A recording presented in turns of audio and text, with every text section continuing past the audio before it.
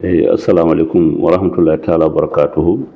Eɗen calmina ɓesgu dental ngal fof, surtout kadi yeɓoɓe Fitirlo TV to ɓe mbawi wonde no ɓe mbawi wonirde fof en calminiɓe.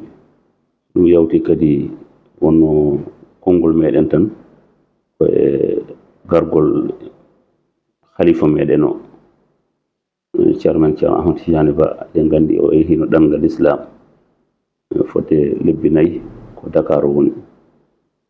enen fof eɗen gandi kadi eɗen jewnunomo no feewi, en kattinoma kadi no feewi.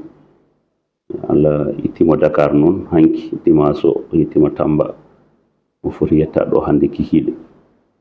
ɗeɗo balɗe kadi ne en keɗinoma e ceerno meɗen ceerno Mahamadou Siraji Anne haalino haala argol ngol no ceerno yamiriri ni eno yiɗiri ni, enenne kadi no ɓurata wallirde en ni. ko dendagal ɓesgu wuro ngo fof nde wawata arde jaɓɓo, kono argol ngol taw e ngol wondi e needi. ɗum ruttiti kadi ne e cosaan no gowɗen jaɓɓorade ceerno men ni.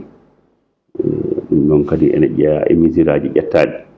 kala jogiiɗo taski moto walla mo jogiiɗo moto mo deeru walla jogiiɗo welo fo yo accu ɗum galle muɗum yaara koyɗe ara jaɓɓo. so tawi argol mum to galle muɗum immagol galle mum ara ha galle ceerno ne woɗɗi ɗum, natirde wuro ngo ha yetto galle ceerno o to jomum wawi darade hen fo e dow tali he to ene waɗi cuuci muɗum moƴƴi. so heɓama taw ko daneji daro ɗon ene waɗa anniya woni koye jaɓɓade ceerno. ko noon ceerno woni no yamiriri, ko noon ceerno woni no yiɗiri. amma noon to banggal mairie ga wonne kañum ne ko ɗum woni ko yamiri. nde wonno dendagal ko faati to banggal laamu, kala caɗele bawɗe heɓade fo mairie ene heewi wadde hen jungo mum walla konngol mum e yamirore ceerno. ene moƴƴi noon enen fof mbaɗen respecté ko ceerno yamiri ko, teddinir konngol ceerno ngol kormoɗen ngol mbaɗen no ceerno yamiriri. mbasen addude motoji e weloji e ko nandi hen e taski motoji.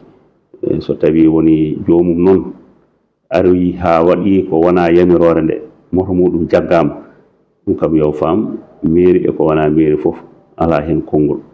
saabu ko ɗum woni ko laamu ngu haalna, ko ɗum woni ko laamu ngu yamiri, ko ɗum woni kadi koɓe kalda ha ɓe pamodira to banggal toon. ɗum woni ko jimɗen yettinde julɓe ɓe, eɓe jarlo noon eɓe jaafo.